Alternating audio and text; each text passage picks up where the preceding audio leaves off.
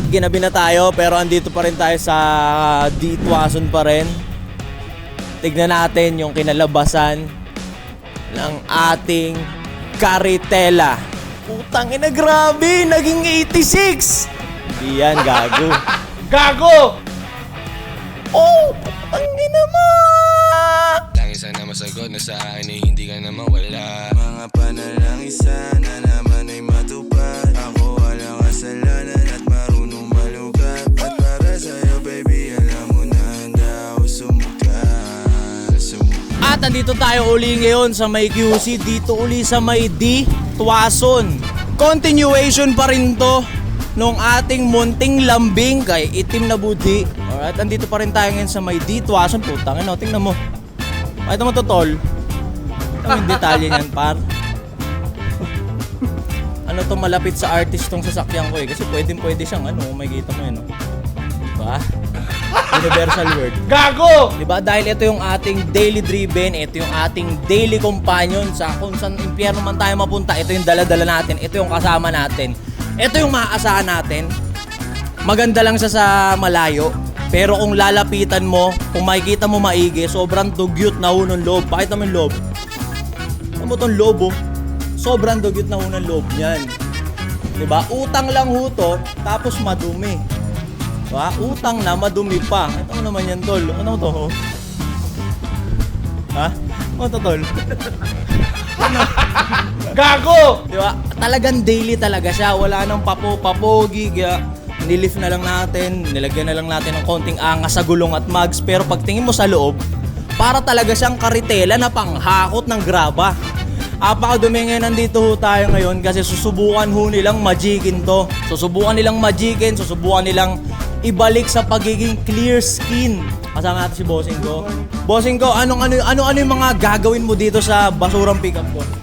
Unang-una gagawin natin, i-premium car wash muna natin para ma-check natin ang paikot, yung anong lagay ng unit niya. Alright. After nun, i-stage 3 exterior detail natin para matanggal yung mga libag, watermarks, yung mga minor scratches. And then, pagdating naman sa loob, i-deep clean natin in steam wash. And then sa engine bay naman, i-waterless engine detail natin and i-steam natin para safe. Ingatan, laging tandaan, wag na wag niyong babasahin ang engine bay nyo para walang maging problema. Abangan nyo pag natapos namin to. Yung process na gagawin mo dito sa pickup ko, Bossing, mga ilang oras or gaano katagal, gaano kabilis kukonsumuhin? Pag mga ganitong klaseng Ganito kulay, kadugyot, mga ganito opo, kadugyot. nag-range po siya ng mga 6 to 7 hours po. Kahit 8 hours pa, Bossing, basta ibabalik mo siya sa dating anyo niya. Opo, wala pong problema kasi marami tayong detailer na babanat yan. Abangan natin yung kakalabasan nung pickup natin, kung mamamagic talaga ni Bossing. Magicero ata to si Bossing kasi ako nawala na ako ng pag-asa dito sa pickup ko. Bukod sa wala akong parking, wala akong bubong, nasa kalsada lang to, kaya tinanggap ko na nadudugyot siya. Pero nung nakita ni Bossing, sabi niya pwede pa tong revive, hindi pa naman siya patay. Bossing, iwan ko na sa ito, ikaw nang bahala dito, Bossing. Gawin mo gusto mo, kung i-convert mo sa Aerox, bahala ka na, Bossing. Ikaw na bahala dito. Ito yung unang sasakyan ko na parang pangarap ko rin siya. Abangan nyo yung resulta neto ni Itim na Budi. Bang!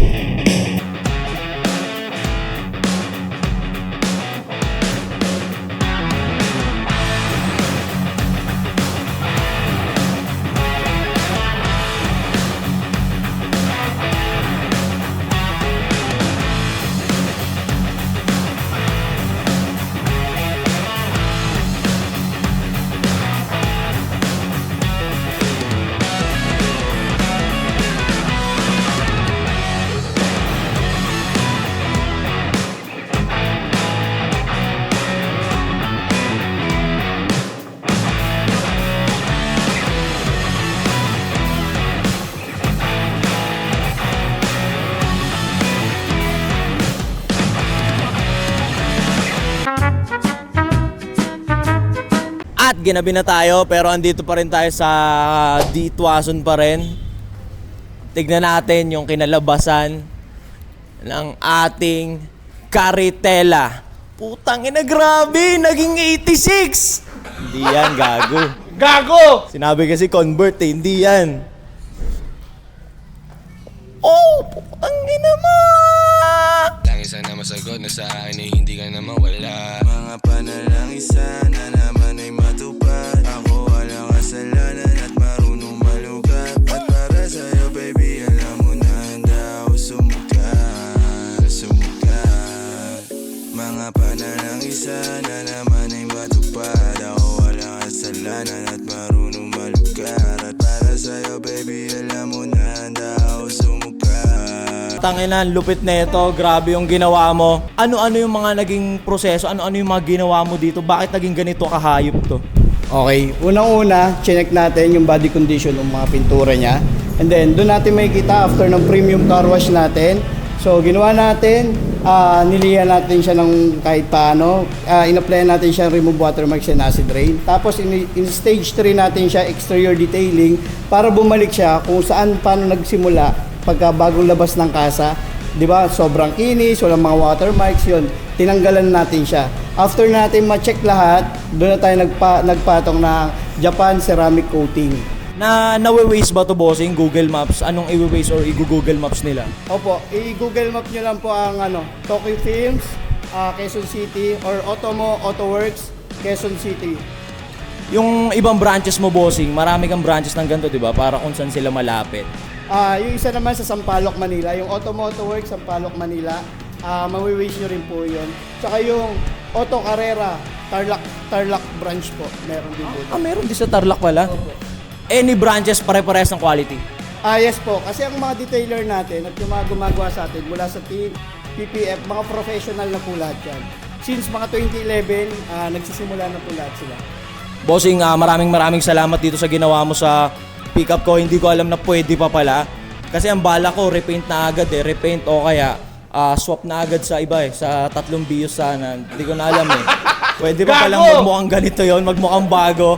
Kasi ako tinanggap ko na tinanggap ko ng dugyot Pakita mo yung paa ko. Tama yung paa ko. Tingnan mo yung sasakyan ko. Tangina, ako yung may-ari, ako yung nahihiya. Ayokong sumakay. Wala na. Wag nang iuwi to. Bossing, maraming salamat. Andito rin si Bossing Auto Carrera, yung pinagbila natin ng nag-facelift tayo, 'di ba? Na wala namang nadagdag sa bilis, sa pero shop niya 'yon. Gago! Mga bossing ko. Ito si Bossing, si Auto Carrera. Siya yung nag-facelift nito. Quality talaga. Halimaw. Abangan nyo ulit. Samahan nyo ulit ako sa mga upgrades ng mga sasakyan ko na wala namang apekto sa performance. Pero baka sa mga susunod, ay hindi, ito may epekto pala. Sa appearance, sa performance wala, pero sa appearance, tangina, tignan mo naman, tol. Mas makinis pa sa mukha ko, tol. Gago! Yan. Abangan nyo yung mga upgrades na gagawin ko pa dito sa hayop na to.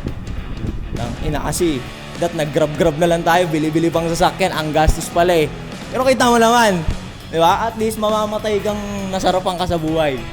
Yun lang.